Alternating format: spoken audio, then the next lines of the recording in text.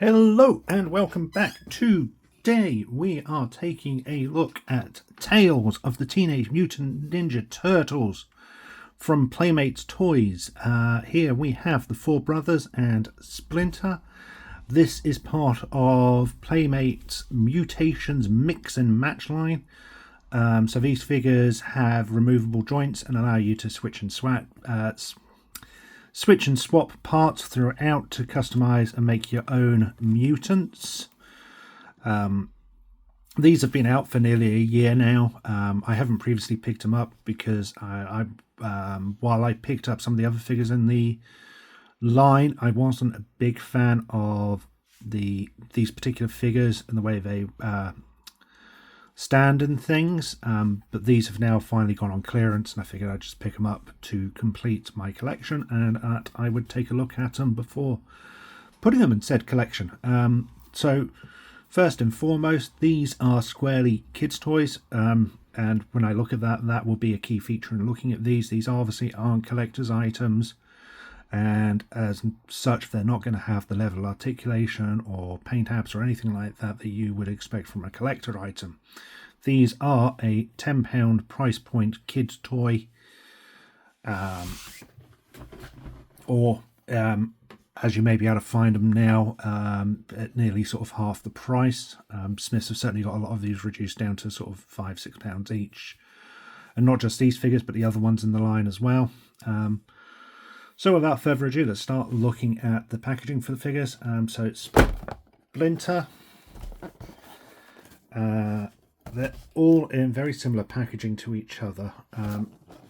Splinter, much like the other figures in this line that aren't the four brothers, come with just a standard promo shot of the four brothers. We get the brickwork and the graffiti look of the Tales of the Teenage Mutant Ninja Turtles. The brickwork's very reminiscent of the 80s toy line, I think, personally. The blister packaging clearly shows our figure along with the accessories we get for him. It clearly denotes the play feature on the front. Swap parts to create your own mutant. Mutations, mix and match Splinter. Warning, choking hazard. Playmates Toys.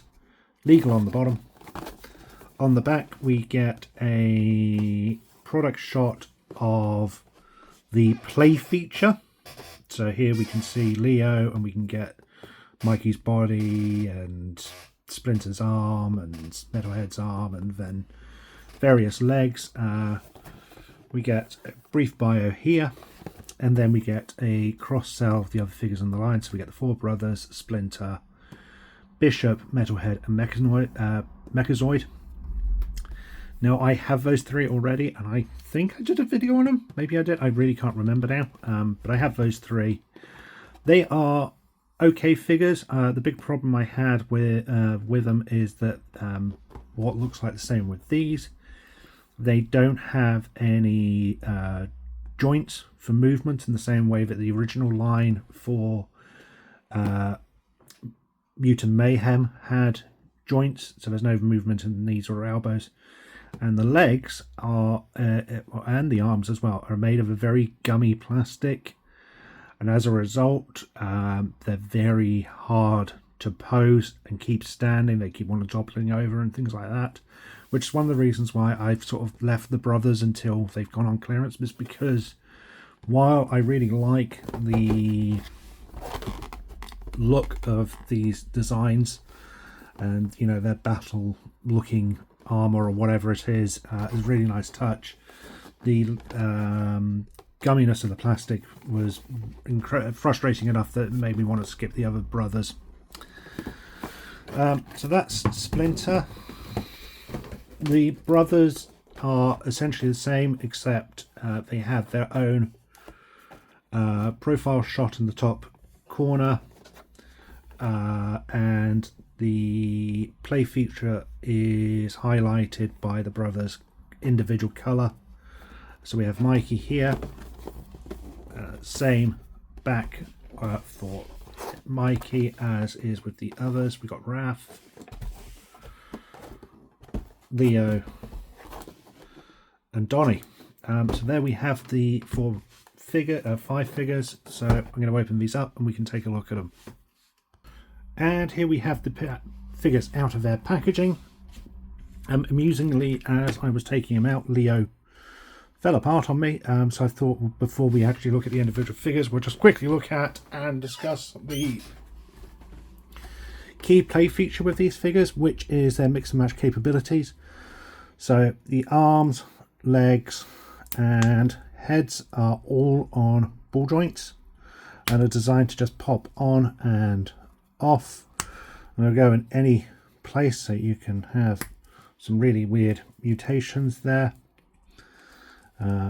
Each of the figures come with other character body parts. So for example, Leo comes with Metalhead's head, and all you have to do is pop them off and pop them on. Can take Metallo's arm from Donnie, and you see it and just mix and match them as you want. I think that's always such a fun play feature, and it's nothing new for toys. They've been around for ever and a day. My son used to have a bunch of figures similar to this when he was younger, and he used to enjoy mixing and matching, and I think that is a nice play feature for these toys to have. Detailing on the figures is really nice. There are some nice paint apps throughout, including even some silver detailing on the knee pads. You can see the turtles have some sort of quite goofy and fun expressions. They've got some various armaments throughout. Even bits which aren't painted have some really nice molded detail, which is very classic of Playmates to do. There's molded detail into the shells. Leo has another bandana around his waist, which is removable. It's just in on a peg. He's got some molded grooves into the shell, I think. Maybe that's... not sure what that's for. I don't know if that's... yeah, I'm not too sure why he's got those molded details throughout. But they have plenty of room for all of their accessories. So they should get a nice grip on him. Yep, Leo gets a nice grip on his katanas. Only disappointing factor is the weapons are all molded in a solid grey plastic, whereas the initial Mutant Mayhem line had painted weapons, but they come with a whole host of accessories. So Leo comes with katanas. I never know what one of those things are. He's got various weapons, accessories, some of which are sort of quite reminiscent of the 80s toys. They have pegs throughout the body to hold their weapons, so you can get everything stored away nicely on the figures. That's a really nice touch to have, and more often than not these figures only come with places for their main accessories. Whereas you can see they've got so many different ports that they can go pretty much wherever you want.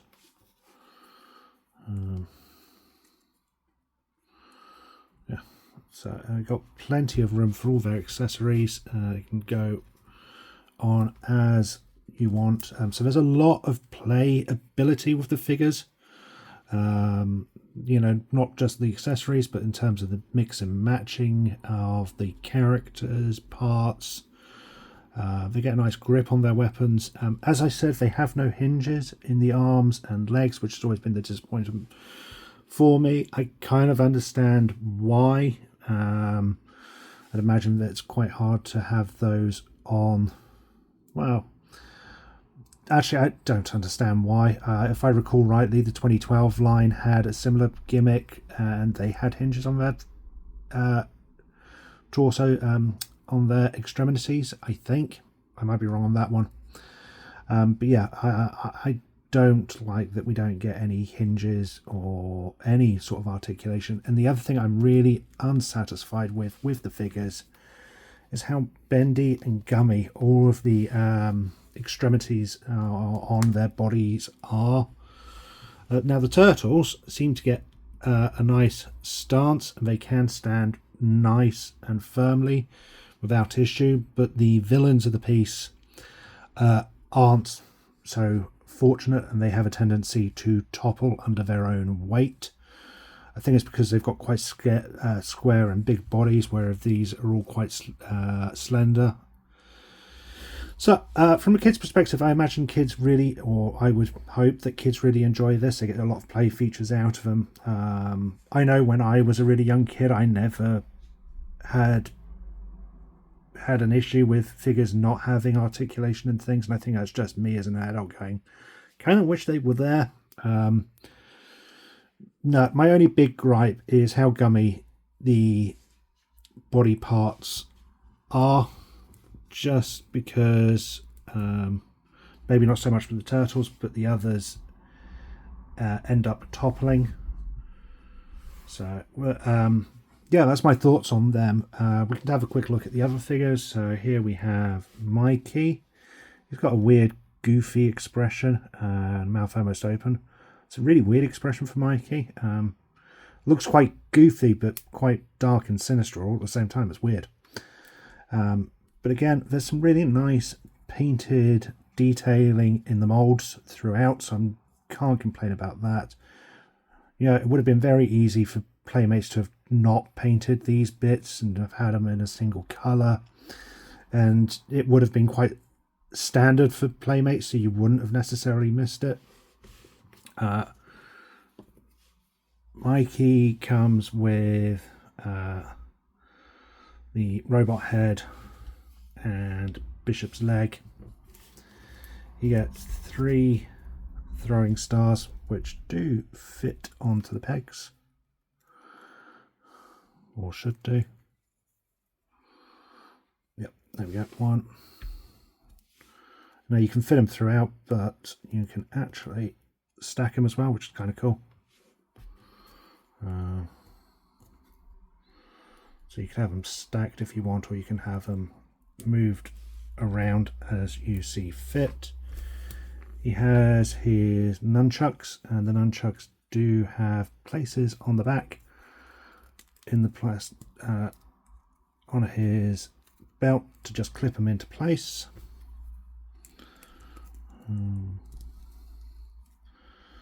Again, Mikey has those weird grooves in the shell. I'm not quite sure what they're for.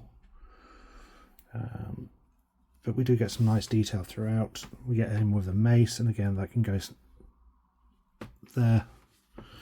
And even with the accessories on, he gets a nice stance, so that is a nice touch.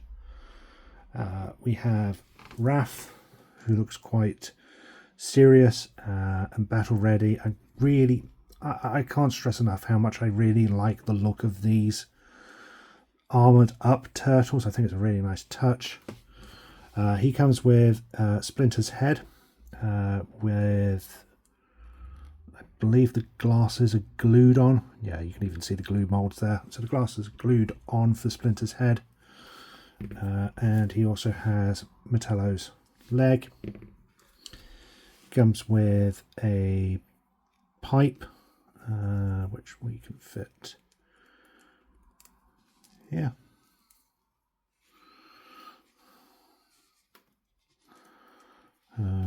He's got some throwing stars, so let's see where we can put those.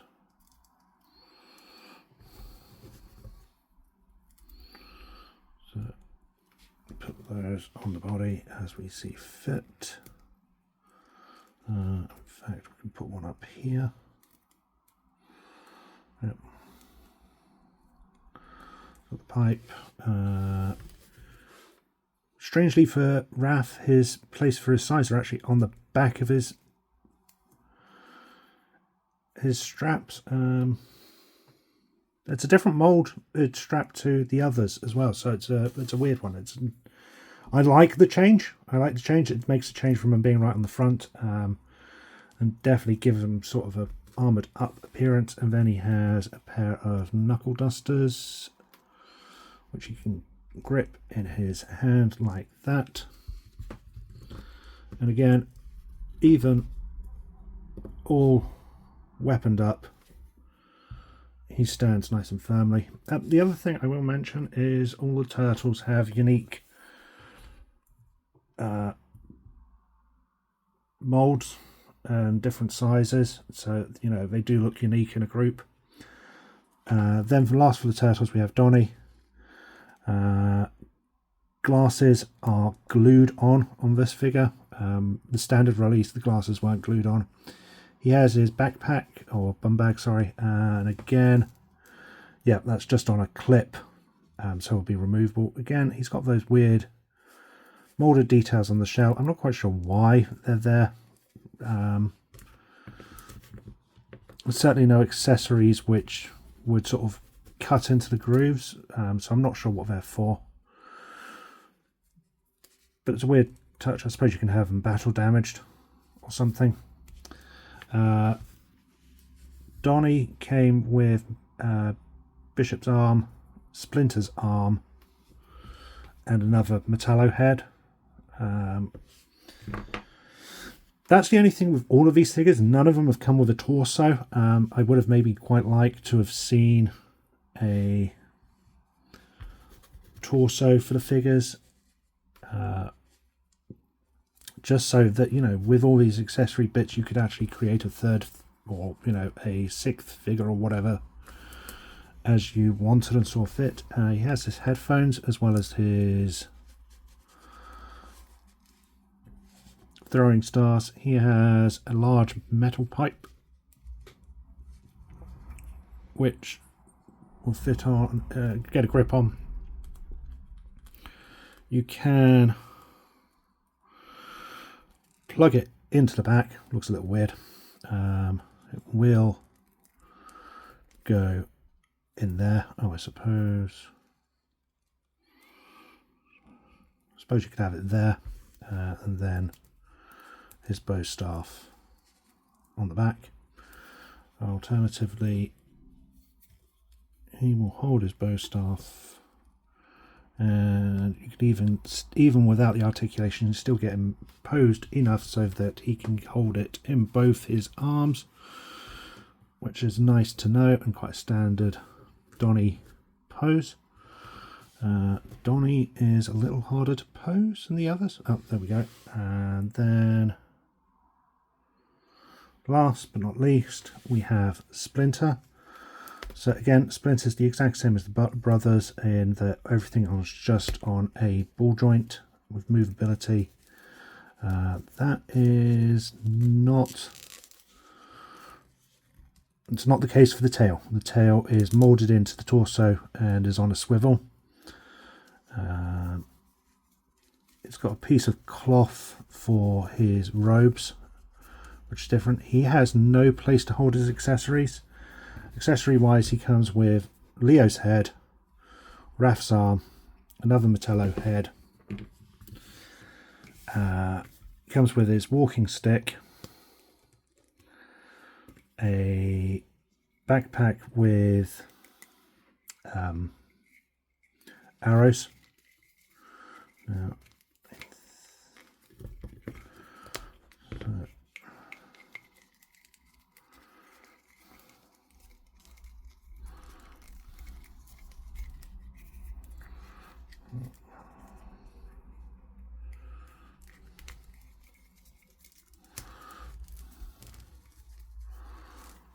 it will go over.